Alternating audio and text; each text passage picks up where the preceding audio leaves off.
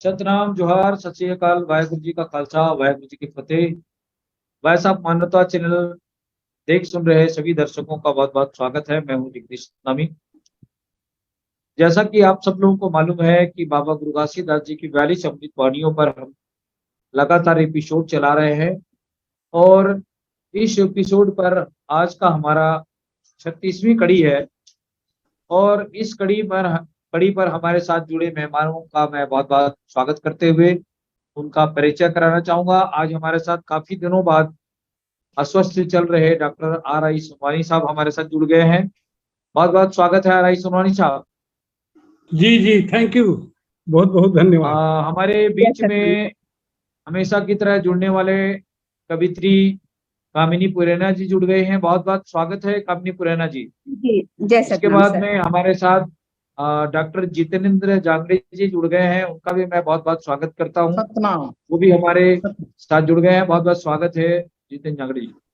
तो आज की इस परिचर्चा पर शुरू करने से पहले मैं आज का विषय भी बताना चाहूंगा कि बाबा गुरु घासीदास जी ने 36वीं कड़ी पर मानव समाज को संबोधित करते हुए कहा है कि किसी को भी किसी का भी कोई भी काम में व्यवधान ना करें और उसको अहित ना पहुंचाएं। तो आज की इस विषय पर मैं जितेंद्र जांगड़े जी के पास में जाना चाहूंगा आज की इस परिचर्चा पर, और विस्तार से आज की इस परिचर्चा पर उनसे आज की इस मुख्य विषय पर परिचर्चा के लिए आमंत्रित करता हूं डॉक्टर जितेंद्र जांगड़े। जी जी, सभी संतों को जय सतनाम। जय सतनाम सर। आज का विषय है दूसर बर काटा झन बोहू। बाबा गुरु घासीदास ने इस अमृत वाणी 36वां एपिसोड है। इसमें बाबा गुरु घासीदास ने कहा कि दूसर बर काटा झन बोहू मोर संत बन। आज बाबा जी के अमृत वाणी को हमारे वॉइस ऑफ मानवता चैनल के माध्यम से जन जन तक पहुंचाने का काम किया जा रहा है। हम उसका इस चैनल का हार्दिक स्वागत करते हैं, हार्दिक अभिनंदन करते हैं। बाबा गुरु घासीदास ने इस अमृत वाणी को क्यों कहा, इनका बहुत बड़ा अर्थ है, रीजन है। उनका कहने का मतलब है दूसरे को कभी दुख कष्ट मत देना। इसका मतलब यही है, परहित में शांति के लिए जीवन यापन करना। बाबा गुरु घासीदास ने कहा बोओगे बबूल तो आम कहां से पाओगे, आम पौधा लगाओ तो 3 पीढ़ी खाओगे। बाबा जी का कहने का मतलब था कि बबूल बोओगे तो कांटा ही मिलेगा, आम तो नहीं मिलेगा। और आम बोओगे तो आप खाओगे, आपका बेटा खाएगा, आपका पोता खाएगा, 3 पीढ़ी तक खाओगे। इसी प्रकार से अपने जीवन में हमेशा जैसे फलदार वृक्ष है जो आनंद देता है, रसमय आनंद देता है, भूख को शांत करता है, तृष्णा को मिटाता है, इसी प्रकार अपने जीवन में सत्य अहिंसा परोपकारी क्षमा दया करुणा संघर्ष का काम करो। ये बाबा गुरु घासीदास का सोच है और मानव समाज को ये रास्ता लखाया। इसी कारण इस अमृतवाणी को बाबा गुरु घासीदास ने कहा बिना संघर्ष हक नहीं मिले, बिना संघर्ष अधिकार, और बिना समझे संघर्ष न करना, परहित का करो ख्याल। बाबा गुरु घासीदास ने कहा कि जीवन में संघर्ष करना सीखो, संघर्ष करके अपनी हक को लेना सीखो, और बिना संघर्ष किए बिना आपको अधिकार नहीं मिलेगा। क्योंकि जब हम खेतों में काम करते हैं तो बड़ा कड़ी मेहनत करते हैं तो हमको फल मिलता है, फसल मिलता है। इसी प्रकार जो भी अधिकार है जो संघर्ष करने से, मेहनत करने से मिलेगा। स्वयं हित स्वयं हित उत्तम न होई, स्वार्थ में संघर्ष न होई, पर धन जीव दया रक्षा करना, राष्ट्र हित संघर्ष करना, अन्याय का पक्ष न लेना और दुर्बल का सदा सुध लेना। बाबा गुरु घासीदास ने कहा कि स्वयं के हित में कर्म करना, संघर्ष करना वह स्वार्थ है, परंतु पर हित में संघर्ष करना, पर के हित, जैसे भूखे को भोजन, प्यासे को पानी, कोई दुखित है, पीड़ित है, उनका सेवा करना, उनके लिए संघर्ष करना, यही एक परम शांति है, मानवतावादी है, परोपकारी है। इस प्रकार से बाबा गुरु घासीदास ने इस वचन को कहा और कहा कि अन्याय का पक्ष कभी मत लेना अपने जीवन में मानव समाज, और दुर्बल का सदा सूद लेना, ख्याल करना। कोई दुखित है, पीड़ित है, जो दुर्बल व्यक्ति है, अच्छा संघर्ष नहीं कर पा रहा है, शारीरिक कष्ट के कारण, चाहे आर्थिक तंगी के कारण, उस व्यक्ति का आपके पास धन है तो धन का सहायता करो, आपके पास बल है तो बल का सहायता करो। यह मानव जीवन का श्रेष्ठ कर्म है और मानव जन्म लेने का यही एक लक्ष्य है। और अगर आप दलाली, हक हलाली करके किसी की हक को छीनते हो, अपने ताकत के बल पर, अपने धन के बल पर, किसी को छोटा बना करके, किसी को सता करके, किसी को पीड़ित करके, दुखित करके उनकी धन को छीनते हो, यही है जो कांटा के समान है। दूसरे को कांटा देना, कांटा मतलब बाबा जी का कष्ट देना है, तो दूसरे को कष्ट मत दो, दूसरे को ये प्रकार का उसके साथ व्यवहार करना ही एक कांटा के समान है। इस प्रकार से बाबा गुरु घासीदास ने इस मानव समाज को कहा, और इनका बाबा गुरु घासीदास का मूल उद्देश्य है जो मानव हित पर है। बाबा जी ने आगे कहा, अपनो सुधरे जग सुधरे, अपनो सुधरे जग सुधरे, कर दिखाओ काम, पर उपकार हित रहे, छाहित हो सतनाम, छाहित हो सतनाम। बाबा गुरु घासीदास ने यहाँ पर सुंदर अमृत वाणी से कहा कि खुद सुधर जाओगे, दूसरे के हित करना, परोपकारी करना, दूसरे को दया करना, दूसरे को क्षमा करना, दूसरे को पीड़ित को दुखित का सेवा करना, हम सुधर जाएंगे। इसी प्रकार हम सुधर जाएंगे तो दूसरा भी सुधर जाएगा। और बाबा गुरु घासीदास ने कहा कि यह समाज है जो सभ्य समाज बन जाएगा, यह देश है जो सभ्य देश बन जाएगा, और कोई दुखित नहीं रहेगा, कोई पीड़ित नहीं रहेगा, कोई अपने आप को अकेला महसूस नहीं करेगा। और इसी में परम पिता सतनाम का आशीर्वाद है। ऐसे कर्म पर और ऐसे कर्म वाले व्यक्ति ही साचा संत, साचा सतनामी कहलाता है और परम पद परम पिता सतनाम को प्राप्त करता है। इस प्रकार से बाबा गुरु घासीदास ने शिक्षा पर जोर दिया। उन्होंने आगे कहा कि शिक्षा और संगठन के संगा और धन संग्रह में होए मन चंगा। जहां पर शिक्षा आ गया वहां पर संगठित होना तय है, और जहां पर अशिक्षा है वहां पर विभिन्नता आ जाता है। बाबा गुरु घासीदास ने कहा कि शिक्षा पर जोर दिया, और शिक्षा है तो आपके समाज में, आपके परिवार में एकता आएगा। एकता आने से धन का संग्रह होगा, धन का वर्षा होगा। जहां एकता है वहां धन कहां से आएगा पता नहीं लगता है, और जहां विभिन्नता आ गया, असंगठित हो गया, वह कितना भी धन रहेगा, वह धन कितना समय विनाशक हो जाएगा। इस प्रकार से बाबा गुरु घासीदास ने कहा कि बिना धन कोई काम न होए, जग में सब होए हंसाए, और धन संग्रह संत के कामा, तब तुम पावहु पदम विश्रामा। बाबा गुरु घासीदास ने कहा कि जो संत है जो कभी आलस्य नहीं करता है, हमेशा वह तत्परता रहता है हर कार्य को करने के लिए। अगर किसान है जो तत्परता नहीं रहेगा, आलस्य करेगा, तो उसका खेती का काम नहीं होगा। इसी प्रकार के जो सच्चा सतनामी है, संत है, वो लोग हमेशा हर वर्ग पर, हर कार्य पर आलस्य नहीं करता, चंगा रहता है और चंगा रह करके हमेशा धन संग्रह करता है। वह धन संग्रह का 50% अपने परिवार और अपने हित में खर्च करता है और 50% को परहित में खर्चा करता है और परम पद को प्राप्त करता है। और बाबा गुरु घासीदास ने इसी बात को कहा कि यह कर्म करते रहो, सच्चा यही सच्चा कर्म है। और किसी के जीवन पर कष्ट देना, किसी को दुखित करना, पीड़ित करना उनके जीवन में कांटा बोने के समान है। इसी प्रकार से बाबा गुरु घासीदास ने यह अमृत वाणी को कहा। तो मैं अपनी वाणी को विराम देता हूँ। सतनाम। बहुत बहुत शुक्रिया डॉक्टर जितेंद्र जांगड़े जी हमारे बीच में।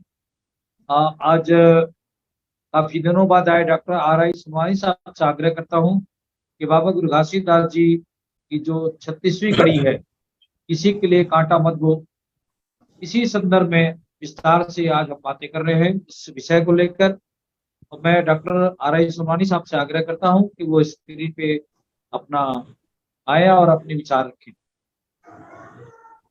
R.I. सोनवानी साहब जी, मेरी आवाज आ रही सर? जी बिल्कुल आ रही सर। मैं मानवता चैनल के सभी अग्रज और सम्मानी साथियों का नमन करता हूं और सबको सतनाम बोलता हूं और क्षमा मांगता हूं कि मैं अस्वस्थता के कारण काफी दिनों तक मैं इस प्रोग्राम में शामिल नहीं हो सका। इसके लिए मैं क्षमा चाहता हूं। अब मेरी जो स्वास्थ्य है वो ठीक होने लगा है, इसलिए आज मैं जुड़ गया हूं। बाबा जी के जो 52 उपदेश है, उपदेशों में से एक उपदेश है, दूसरे के लिए कांटा मत बनो, दूसरे के जीवन में कांटा मत बनो, दूसरे के रास्ते में कांटा मत बो। ये जो बाबा जी के उपदेश है, उनकी वाणी है, वो तत्कालीन युग में प्रासंगिक रहा है और आज अर्वाचीन युग में, आज के युग में ही भी बहुत प्रासंगिक है। यहाँ पर कांटा से तात्पर्य है कि जिस तरह कांटा के गड़ने से शरीर में दर्द होता है, पीड़ा होती है और दुख होता है, उसी तरह क्या है किसी के जीवन में, उनके चाहे उन्नति के मार्ग में हो, चाहे और किसी संदर्भों और विषयों में हो, यदि रुकावट डालते हैं, बाधा बनते हैं, अड़ंगा डालते हैं, तो निश्चित किसी न किसी रूप में उस व्यक्ति को हम तकलीफ देते हैं, दुख देते हैं, पीड़ा देते हैं, जो ऐसा नहीं होना चाहिए। ये मानवता के लिए जो है ये उचित नहीं है, ऐसा इस उपदेश का आशय होता है।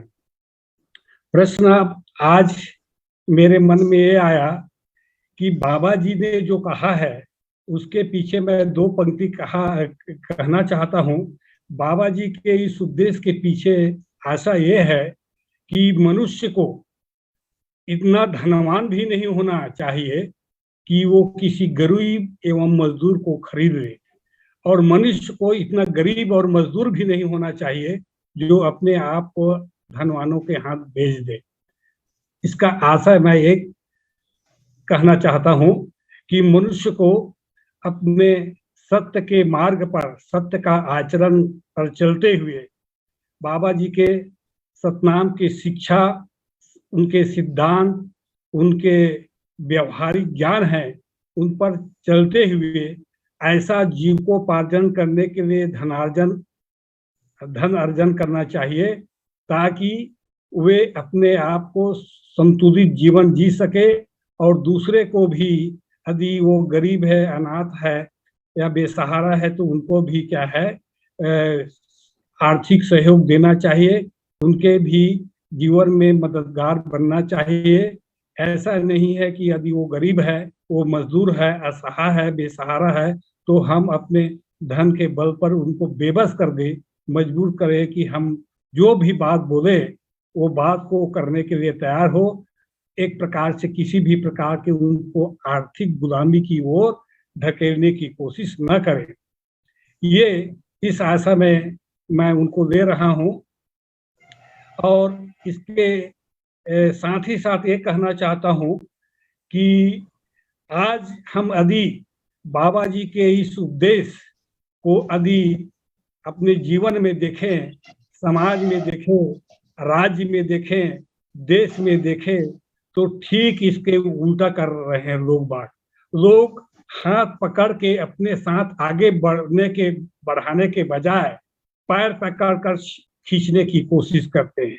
ये इस तरह का जो आचरण है, इस तरह का जो व्यवहार है, ये बिल्कुल बाबा जी के वसूलों के, उनके उपदेशों के खिलाफ है। हम सामाजिक प्राणी हैं, चाहे समाज के हो चाहे गैर समाज के हो, एक दूसरे को कंधे से कंधे मिलाकर, हाथ से हाथ मिलाकर आगे बढ़ने की कोशिश करना चाहिए, बढ़ाने की कोशिश करना चाहिए, और न कि पैर को खींचकर गिराने की कोशिश करना चाहिए। इस उद्देश्य से बाबा जी ने आगाह किया है कि एक साथ हाथ पकड़ के आगे बढ़ो, जो असहाय है उसको भी सहारा देकर अपने साथ में आगे बढ़ाओ, ताकि आपके कल्याण के साथ, आपकी भलाई के साथ उसकी भी भलाई हो सके, और वो भी एक सामाजिक प्राणी के रूप में एक सम्मानजनक जीवन को यापन कर सके।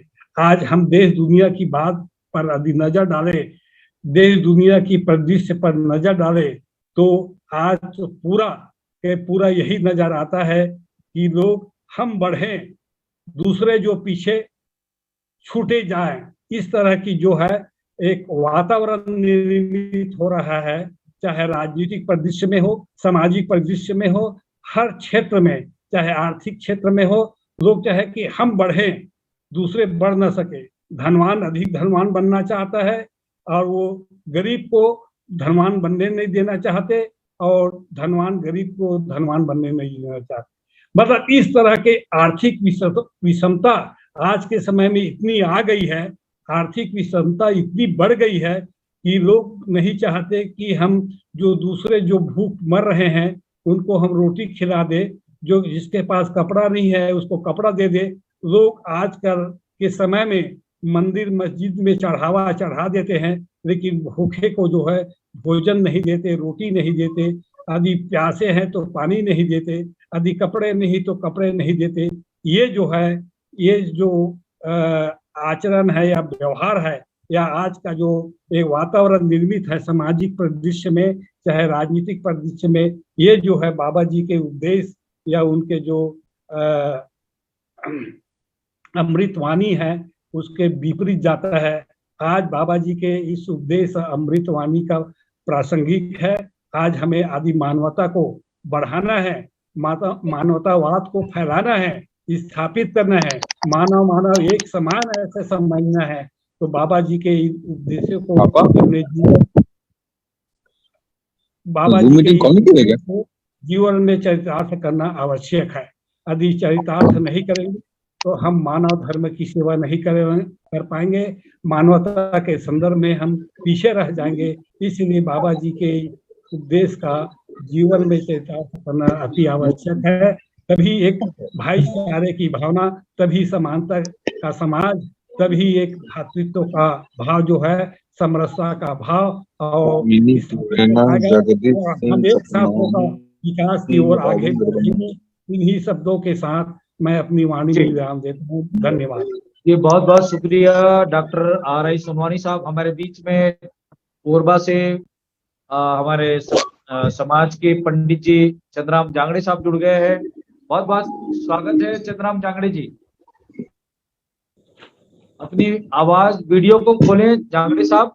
मैं इससे पहले चंद्राम जी का स्वागत करते हुए आज की इस परिचर्चा पर कामिनी पुरेना जी से आग्रह करता हूं कि वो स्क्रीन पे आए और अपनी बात रखें। कामिनी पुरेना जी कॉल नहीं किए थे पापा, मीटिंग में कॉल नहीं किए थे।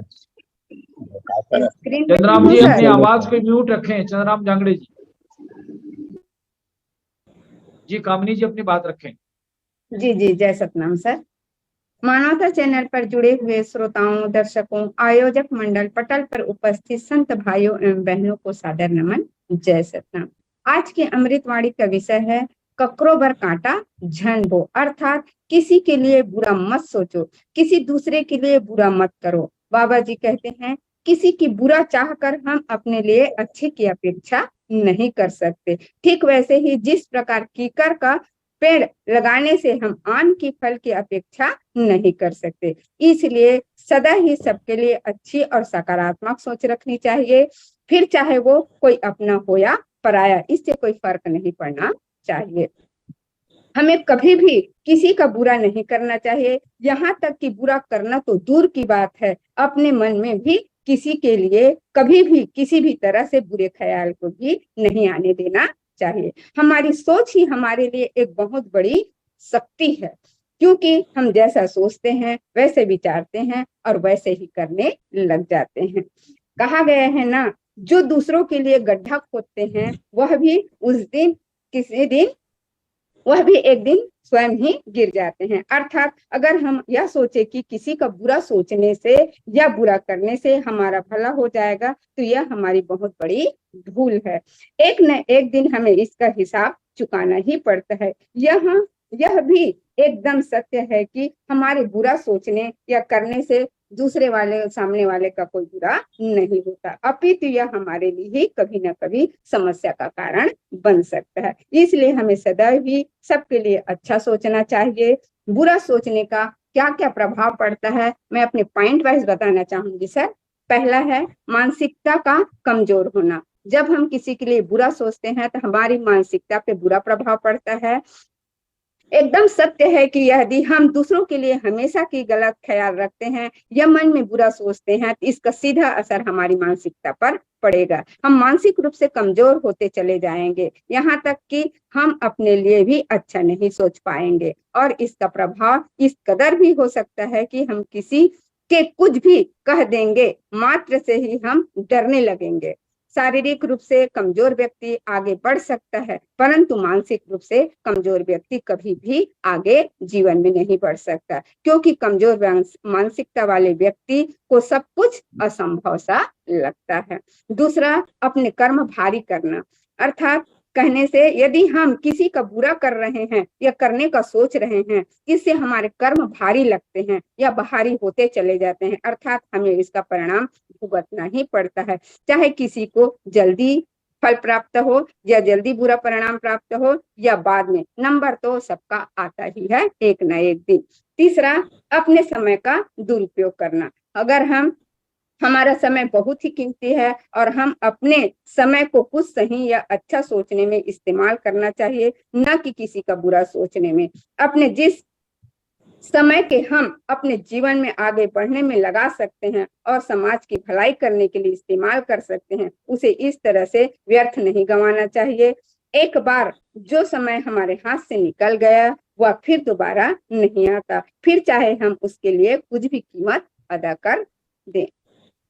चौथा है लोगों की नजरों से गिरना। जब हम किसी के लिए आगे किसी दूसरे व्यक्ति की बुराई करते हैं तो उस समय हम खुद की उस व्यक्ति के नजरों में गिर रहे होते हैं। मैं आपको बताना चाहूंगी कि ऐसा इसलिए होता है क्योंकि उस व्यक्ति को लगता है कि अगर हम किसी की बुराई अपने सामने कर रहे हैं तो वह मेरी भी बुराई अवश्य ही अन्य व्यक्ति से करता होगा। इस कारण वह हम कहीं ना कहीं लोगों के या उसके विश्वास से होने लग जाते हैं, हम उनकी नजरों से गिरने लग जाते हैं। इसलिए हमें नहीं करना चाहिए, किसी दूसरे के लिए बुरा नहीं सोचना चाहिए। पांचवा है अपनी सफलता में रुकावट।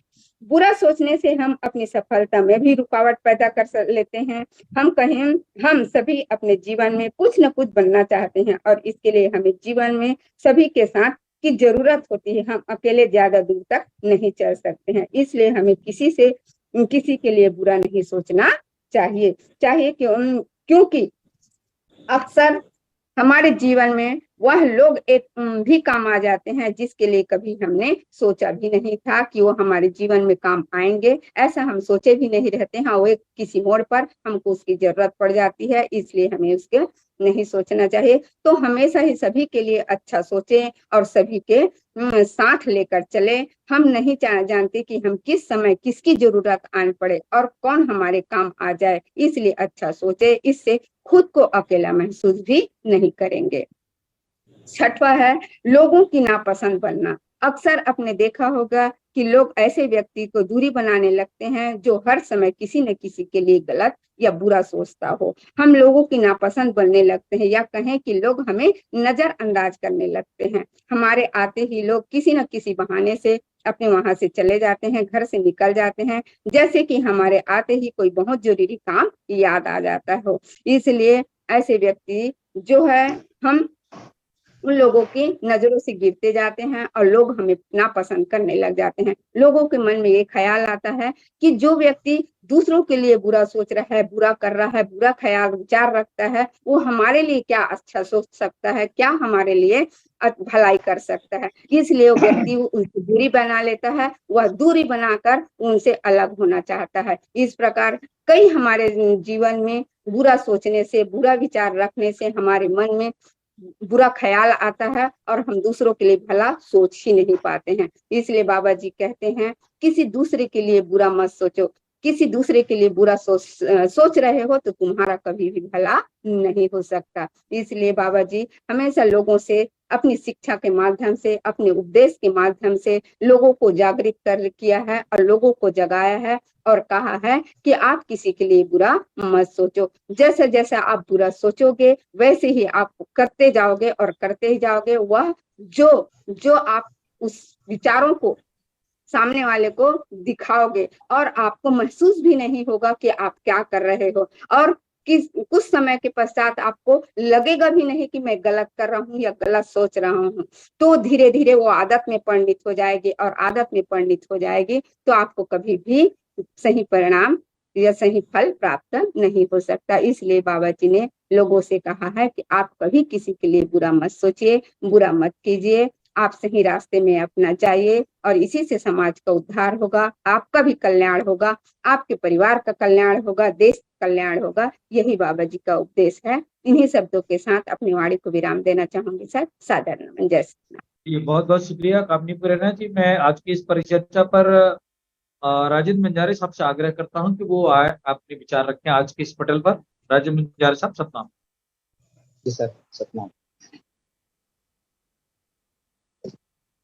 वाहेगुरु जी सतनाम, वाहेगुरु जी खालसा, वाहेगुरु जी की फतेह। वॉइस ऑफ मानवता चैनल को जन जन तक फैलाने वाले सभी संतों और इस चैनल को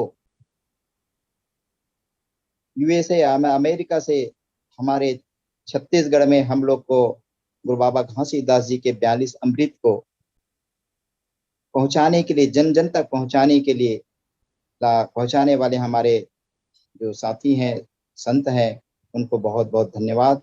और कुर्रे जी के खास करके, और क्योंकि हमारे छत्तीसगढ़ में के दुख और दर्द को, संत को, विचारों को जन तक पहुंचाने के लिए एक संकल्पित है। और उन गुरु जी के अमृतवाणी जो 42 अमृतवाणी है, उनको पहुंचाने के लिए आज हमारा 42 अमृतवाणी में से 36 अमृतवाणी है काकरो बर काटा झन बोबे, यानी किसी को दुख नहीं देना, किसी के और ना ही किसी के लिए दुख के कारण बनना। परम पूज्य गुरु घासीदास जी सभी जीवों यानी प्राणियों को अपने समान समझते थे, जानते थे, और उनके दुख को भी अपने दुख के अनुभव के समान मानकर उनको दुख को दूर करने के सरल तरीके यानी उपाय की जानकारी भी देते थे और दुख को कम किया करते थे। साथ ही साथ उनके साथ कंधे से कंधा मिलाकर चलते थे।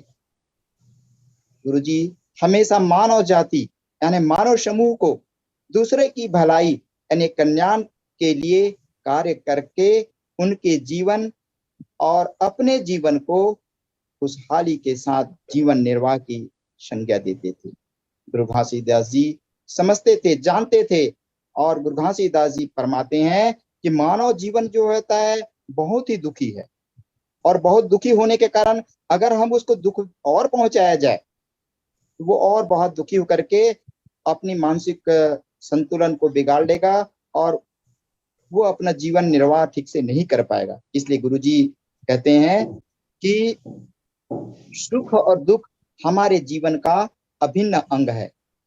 संसार में कोई भी इंसान ऐसा नहीं है जिसे हमेशा सुख ही सुख मिला हो, कभी दुख का सामना ना करना पड़ा हो, और ना ही कोई ऐसा इंसान है जिसे हमेशा दुख ही दुख मिला हो, कभी सुख का एक सांस ना आया हो। सुख और दुख हमारे पूर्व के अच्छे और बुरे कर्मों का फल होता है।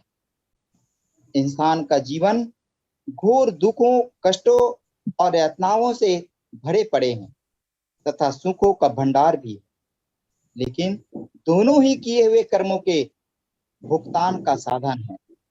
अच्छे और बुरे दोनों तरह के कई कर्म इकट्ठे होते हैं तो मनुष्य जन्म मिलता है। जिसके ज्यादा पुण्य कर्म है वह ज्यादा सुखी है, और जिसके ज्यादा पाप कर्म है वह ज्यादा दुखी है।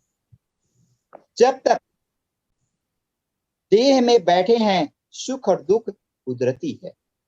संत महात्मा समझाते हैं कि संसार दुख, संघर्ष, मौत और विनाश का अखाड़ा है।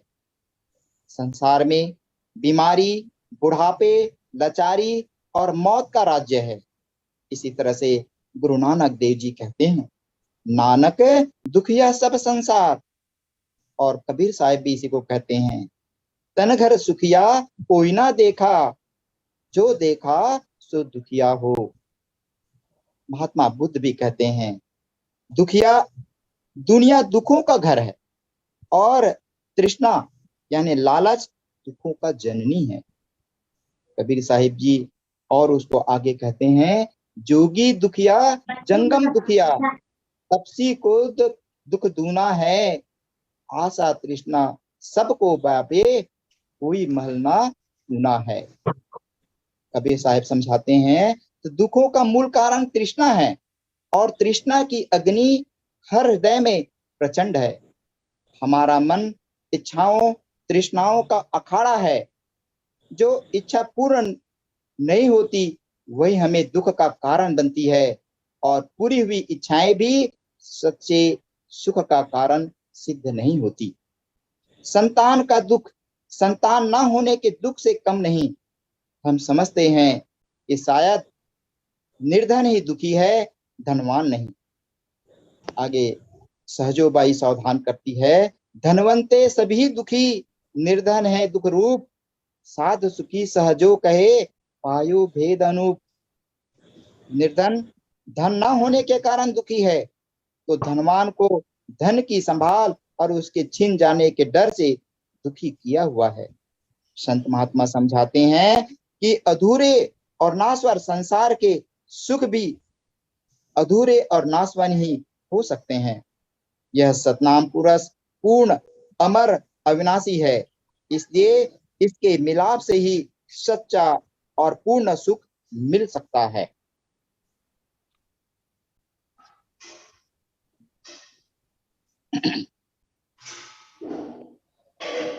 इस तरह से सतनाम पुरुष समझाते हैं कि सत्पुरुष से बिछड़ी हुई जीव यानी आत्मा इनके वियोग से सदा दुखी रहती है।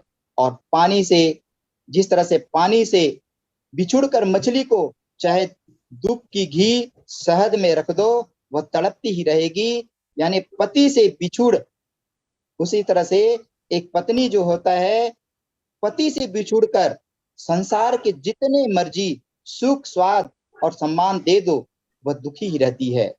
इसी तरह से सत्पुरुष से बिछुड़ी हुई जीव जितनी मर्जी दुनिया दुख सुख के दे दो वह दुखी रहती है। इसे सुख केवल अपने प्रभु यानी सत्पुरुष के प्रीतम यानी स्वामी के मिलाप से ही मिलता है। हम पूर्व में किए हुए कर्मों के कारण मिलने वाले सुख दुख से नहीं बच सकते। इतना कहकर मैं अपना वाणी विराम करता हूँ। साहिब सतनाम।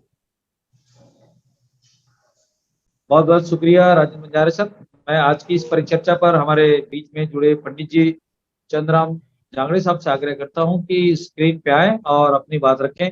चंद्रराम जांगड़े साहब, चंद्रराम जांगड़े साहब हमें सुन पा रहे हैं? हेलो, जांगड़े जी सुन पा रहे हैं हमें? चंद्रराम जांगड़े साहब, चंद्रराम जांगड़े जी, मुझे लगता है हमारा संपर्क उनसे नहीं हो पा रहा है। मैं आज की इस परिचर्चा पर फिर से आगे बढ़ाते हुए डॉक्टर जितेंद्र जांगड़े जी से आग्रह करता हूं कि आज की इस परिचर्चा पर फिर से अपनी बात रखें। जी जी जी, आज का अमृत वाणी है दूसर बर काटा ला झन बहु। बाबा गुरु घासीदास ने उस समय तत्कालीन, उस समय उनके सतनाम आंदोलन के समय जातिवाद, हिंसा, वर्ण व्यवस्था, छुआछूत, भेदभाव, मानव है जो मानव को मानसिक गुलामी, शारीरिक गुलामी और समाज पर अत्याचार, जुल्म करते थे, जो अपने आप को उच्च कहला करके मानव को बांट दिया था जातिवाद की खाई में, पाप की खाई में, जुल्म की खाई में, हिंसा की खाई में। उससे बाबा गुरु घासीदास बहुत दुखित थे, पीड़ित थे। उस गुलामिता को समाप्त करने के लिए, और उस समय सबसे बड़ा यह कारण था सामाजिक बहिष्कार, समाज में कुरीतियां। प्रत्येक समाज किसी व्यक्ति को सताने के लिए वो हथियार बन गया था। वो हथियार था सामाजिक बहिष्कार। हम आपको समाज से छोड़ देंगे, बिरादरी से अलग कर देंगे, ये दंड है तो ये दंड देना पड़ेगा। तो इस प्रकार से उस समय ये बड़ा समाज में, मानव समाज में कुरीतियां फैली थी, जिसके द्वारा मानव को सताने लग गए थे, पीड़ित करने लग गए थे, दुखित करने लग गए थे। इसी को बाबा गुरुजी ने, बाबा गुरु घासीदास ने समाप्त करने के लिए कहा, हे मानव, जो अपने आप को उच्च मत समझो, अपने आप को एक समाज का ठेकेदार मत समझो, और किसी निर्दोष व्यक्ति के लिए, किसी परिवार के लिए, किसी दुखित पीड़ित के लिए बुरा मत सोचो, उनको सताओ मत, उनको पीड़ित मत करो, दुखित मत करो, बल्कि उनकी परोपकारी सेवा करो और मानव को मानव से जोड़ो। इसी कारण बाबा गुरु घासीदास ने उस समय मन के एक समान, और जो मन के पीड़ा ला जानिस वो मन के होते नेक, ऐसे प्रकार के बाबा गुरु घासीदास ने अपने अमृत वाणी के माध्यम से मानव समाज को आगाह किया कि किसी व्यक्ति को, किसी मानव को सताना अर्थात उनकी जीवन पर कांटा बोना है, क्योंकि वह कांटा को पार करके हम जा नहीं सकते। उसी प्रकार वो व्यक्ति विकास नहीं कर पाएगा, शिक्षित नहीं बन पाएगा, संघर्ष नहीं कर पाएगा। उनके इस मार्ग पर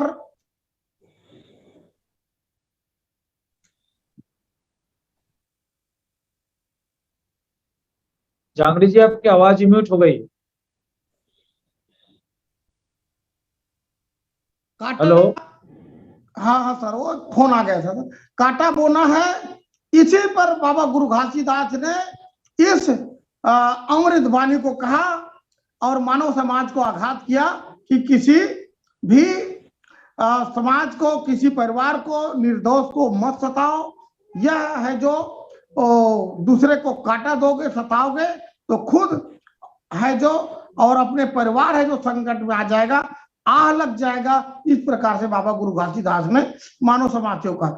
आगे कहा, हिंसा पाप लागत है भारी, और दया धर्म कर करो चिन्हारी।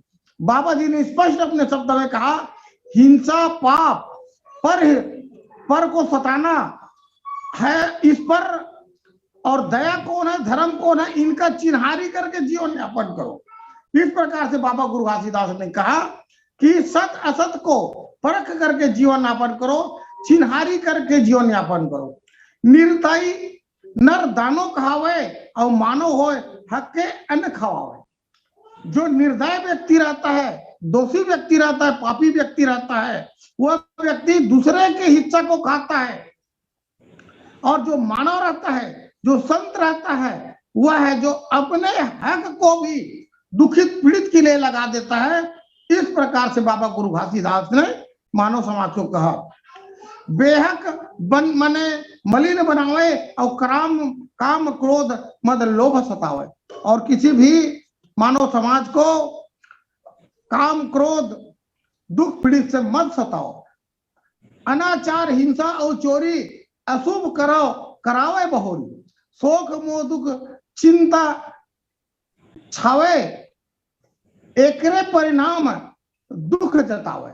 बाबा गुरु घासीदास ने स्पष्ट अपने वाणी पर कहा कि किसी पर पाप हिंसा मत सोचो, अशुभ कर्म मत करो, शोक दुख पीड़ित मत दो, क्योंकि इसका परिणाम उल्टा होता है। कुछ दिन तो आप दूसरे को सता करके आनंद महसूस करोगे, परंतु जब आपके ऊपर आएगा यही दुख, यही पीड़ा, यही कांटा रूपी दुख, तो आपको आपके आंसू को पोंछने वाला कोई नहीं रहेगा। इनका चिन्हारी करो, इस परिणाम से डर करके जीवन यापन करो और हमेशा मानो जन्म लेने का जो जन्म लिया हो उसको पहचानो, सत्कर्म करो, दया परोपकारी का जीवन यापन करो। ऐसे बाबा गुरु घासीदास ने आगे एक शब्द और है, जिंदगी भर रोजी रोजगारे और बिना कमाए कहाँ निस्तारे। देश समाज अपन हित भाई कर ही काम जगत भलाई। बाबा गुरु घासीदास ने कहा देश समाज पर हित पर जीवन यापन करो, कर्म करो। इस प्रकार से बाबा गुरु घासीदास ने कहा कि आप कभी दलाली का काम मत करो। दलाली का मतलब होता है दूसरे के ही हक को छीनना, दूसरे की संपत्ति जीवन का आकलन करके उनको उनके विकास को रोकना, उनको बिक्री होने पर जमीन जायदाद को उनकी बाल बच्चा के नेवाला छीनने का काम करना। ये दलाली कभी मत करना, ये दलाली पाप है, क्योंकि वह दुखित है, पीड़ित है, तब उस संपत्ति को बेच रहा है। उस जैसे कि उस समय बैल भैंस को किसी का बिचवा देना थोड़ी सी आमदनी के लिए और उनको उनके परिवार का जो विकास है उनको रोक देना, ये सब जीवन में दलाली मत करो, परोपकारी करो। अगर कोई दुखित है, पीड़ित है, उनको सहायता कर दो, मत बेचो अपने धन संपत्ति गाय बैल भैंस को, क्योंकि यही आपके परिवार को रोजी रोटी देगा।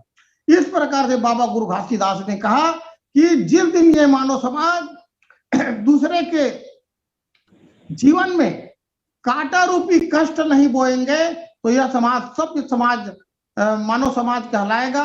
और जहां भी देखोगे वहां परोपकारी दयालुता होगा और कहीं पर जाति वेद, लिंग वेद, छुआछूत भेदभाव नहीं होगा, परोपकारी होगा, मानव मानव एक हो जाएगा। तो इस मानव समाज को इस अमृत वाणी के माध्यम से बाबा गुरु घासीदास ने चेतन किया है और इस चेतन बाबा गुरु घासीदास के चेतन अमृत रूपी वाणी को आज हमारे वॉइस ऑफ मानवता चैनल के माध्यम से जन जन तक पहुंचाया जा रहा है। यह है उपदेश है जो मानव समाज में बिल्कुल जागृति लाएगा और मानव समाज एक दूसरे का सहायता करेंगे, परोपकारी जीवन यापन करेंगे। तो मैं इस अमृत वाणी को अपने शब्द को यहीं पर रोकता हूँ। सतनाम। बहुत बहुत शुक्रिया जांगड़ी जी। मैं आज की इस परिचर्चा पर संक्षिप्त में हमारे जो और मेहमान हैं उनसे आग्रह करूंगा कि कम शब्दों में समय का ध्यान रखते हुए, क्योंकि हमारा समय नजदीक आ चुका है, तो मैं डॉक्टर R.I. सोनवानी साहब से चाहूंगा सारांश में और संदर्भ के रूप में आज के मूल विषय पर अपनी संक्षिप्त विचार रखेंगे। Doctor R.I. सोनवानी साहब। बहुत बहुत धन्यवाद आप सबको। और आज के जो बाबा जी का वाणी है जिसमें कहा दूसरे के लिए कांटा मत बो, दूसरे के लिए कांटा मत बनो, इससे तात्पर्य ये है कि दूसरे के मार्ग में, रास्ते में कांटा मत बिछाओ, कांटे की जगह फूल बिछाओ। तो आज के समय में फूल तो बिछा नहीं सकते, लेकिन इस अमृतवादी के पीछे जो अर्थ छिपा है उसको कहना चाहता हूं कि दूसरे के दुख को बांट लो, दूसरे के पीड़ा को उधार ले लो।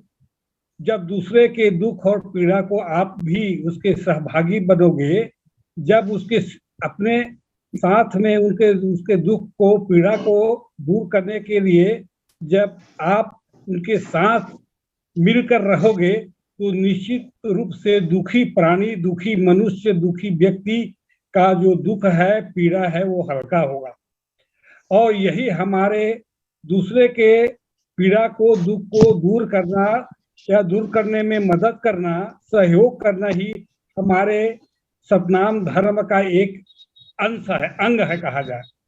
मानवता धर्म का एक अंग है, सतनाम धर्म का एक अंग है।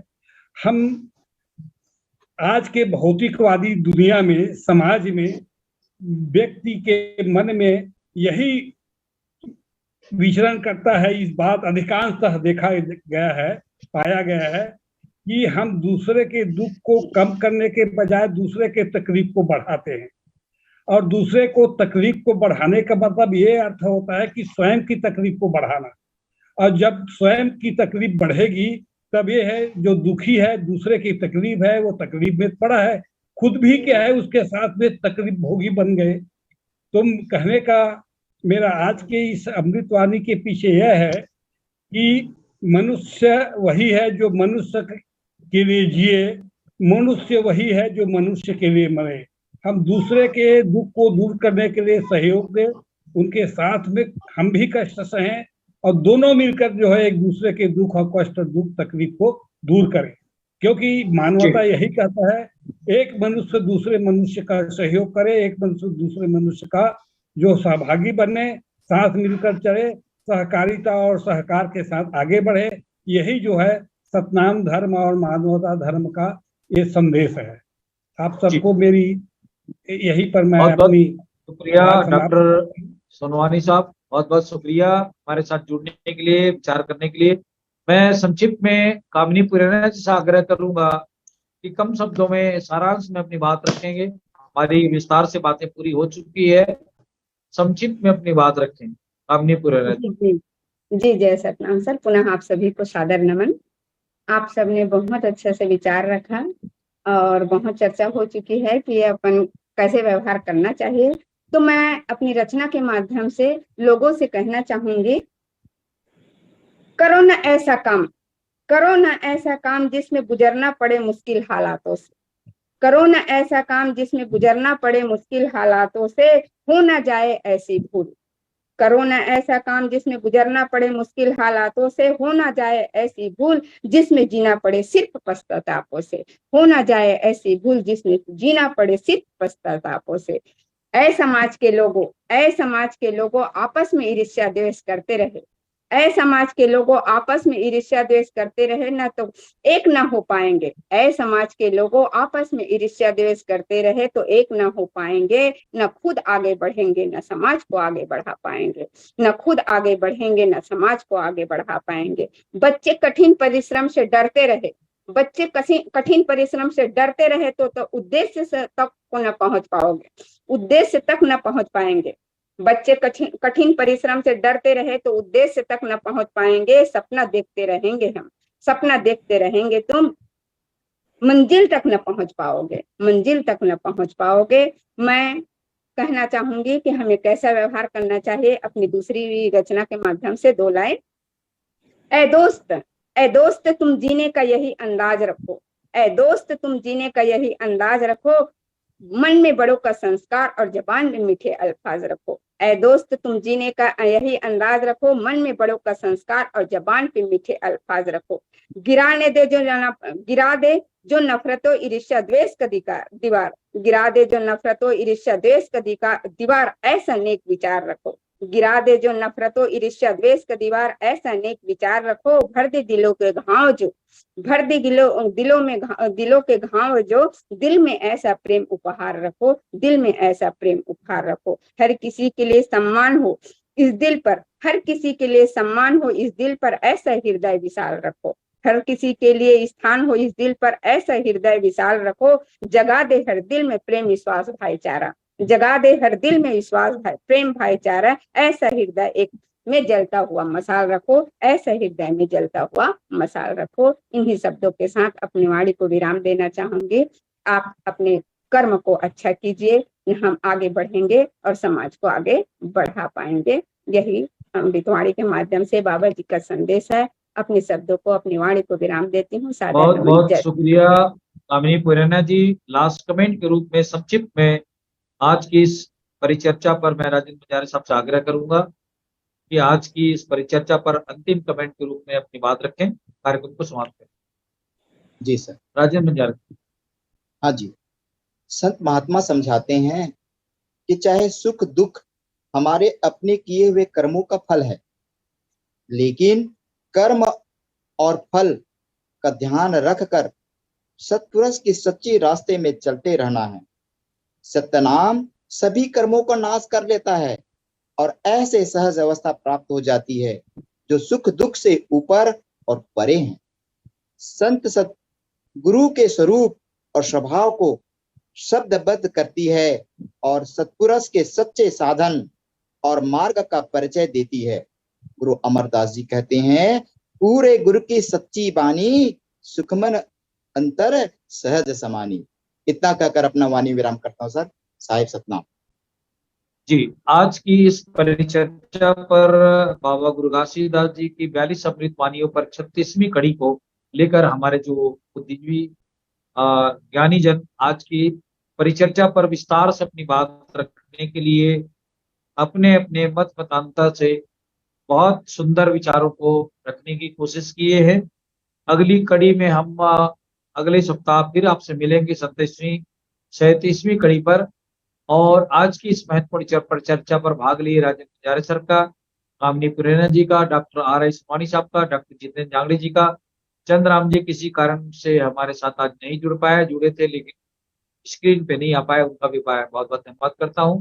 और आज की खास परिचर्चा पर दर्शकों से गुजारिश है कि हमारा ये एपिसोड आपको पसंद आता है तो लाइक, शेयर और कमेंट करें और अपनी प्रतिक्रिया से हमें अवगत कराएं। वॉइस ऑफ मानवता चैनल से लगातार जुड़े रहें और अपनी विचारों से हमें अवगत कराते रहें। आज की इस परिचर्चा पर यही विराम देने से पहले मेघराज जी का और आज के इस कार्यक्रम के प्रायोजक जसवीर भाटिया साहब का, कृपाल सिंह साहब का बहुत बहुत धन्यवाद।